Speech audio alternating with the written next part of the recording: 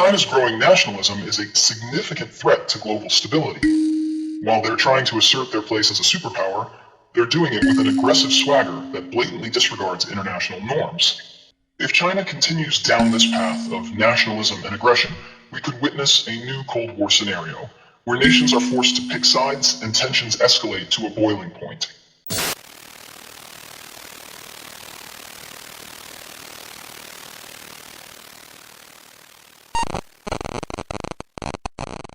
So today's video is going to be very interesting.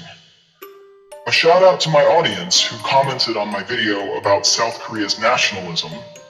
That's where I got the idea for today's topic. So thanks for that. And for everyone else, if you've got suggestions, don't hold back. Drop them in the comments below. Alright, let's get started. For those who don't know me yet, let me introduce myself. I know, I don't have many subscribers, but I'm famous among some folks, and I think I deserve to be famous among a lot more. It's Medusux, your go-to online buddy for all things intriguing happening around the globe. I talk, you listen. Simple as that. You don't need to overthink it, just chill. Just kidding, kinda. Anyway, let's dive into today's topic, jingoism. Is China's growing nationalism a threat to global stability, or are they simply asserting their rightful place as a superpower? Let me give you my short answer up front. China's growing nationalism is a significant threat to global stability. While they're trying to assert their place as a superpower, they're doing it with an aggressive swagger that blatantly disregards international norms. This isn't just about pride. It's about an expansionist mentality that provokes tensions with neighboring countries and rattles the West. Let's get real. This jingoistic fervor is evident in the South China Sea, where China claims nearly all of the territory, despite competing claims from Vietnam, the Philippines, Malaysia, and Brunei. They're not just flexing muscles. They're constructing military bases on artificial islands and aggressively asserting rights to resources that don't belong to them. This isn't some minor dispute. It's a calculated strategy to control one of the world's busiest maritime trade routes. In 2016, the Permanent Court of Arbitration ruled against China's claims in the South China Sea, stating there was no historical basis for its claims. Instead of backing down, China ramped up its military presence and continued construction on disputed islands. This blatant disregard for international law is not just a slap in the face, it's an open challenge to the global order. Consider the implications of this situation. If a conflict were to erupt in the South China Sea, it could easily draw in regional powers like Vietnam and the Philippines, alongside global powers like the US and Japan. We're not just talking about skirmishes.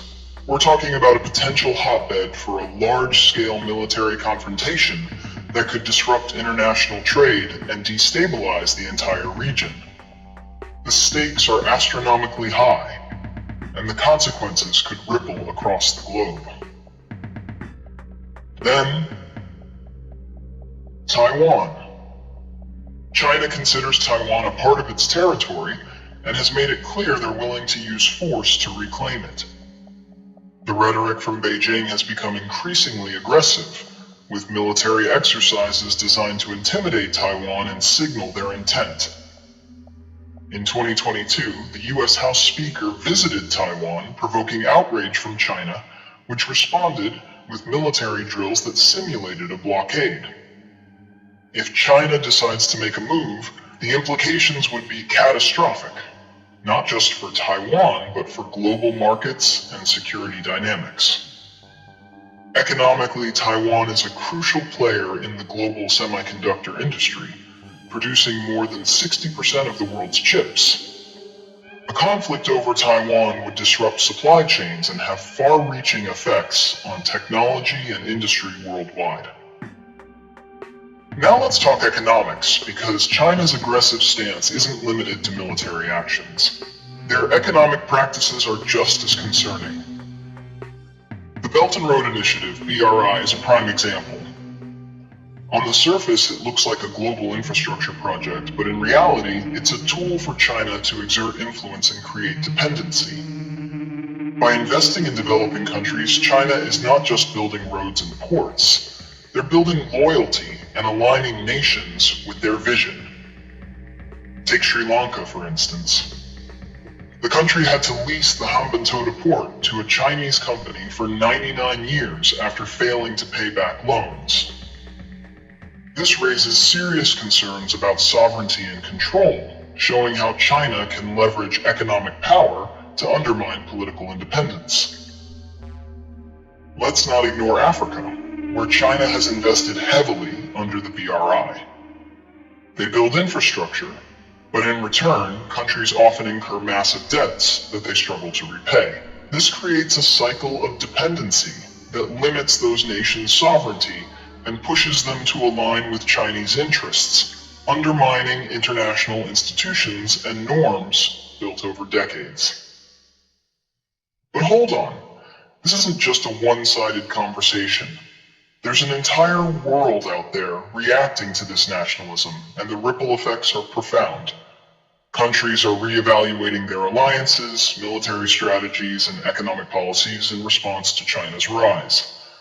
For instance, India has ramped up its military presence along its border with China, especially after the deadly clashes in 2020.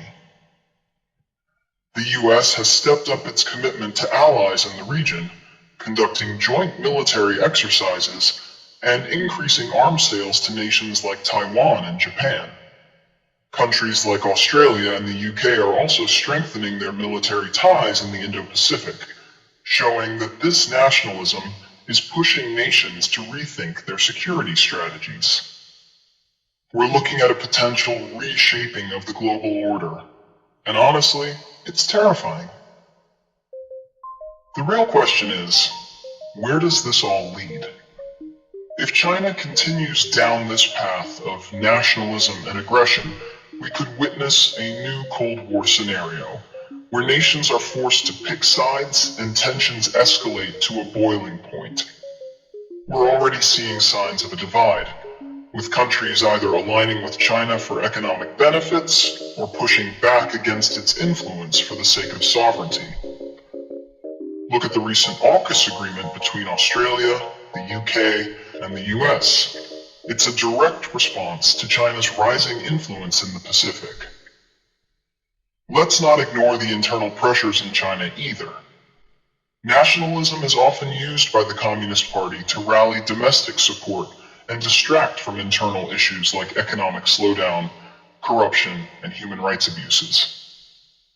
When they turn up the heat on nationalism, it's not just about flexing internationally, it's about controlling the narrative at home. The more they push outward, the more they can divert attention from their problems at home. This classic tactic isn't just a strategy, it's a necessity for maintaining control, and it puts the rest of the world on edge. So yeah, that's my take for today. If you want to dig deeper into nationalism, go check out my video on South Korea's nationalism. And let's be real, China is a massive country with countless intriguing topics to explore, so stay tuned because I have plenty more ideas about China in the pipeline. And hey, remember, this discussion isn't over. In the next video, we'll dive into the implications of this nationalism on global economics and how it could impact your daily life. Spoiler alert, it's going to be a wild ride. So, that's about it for today. See ya.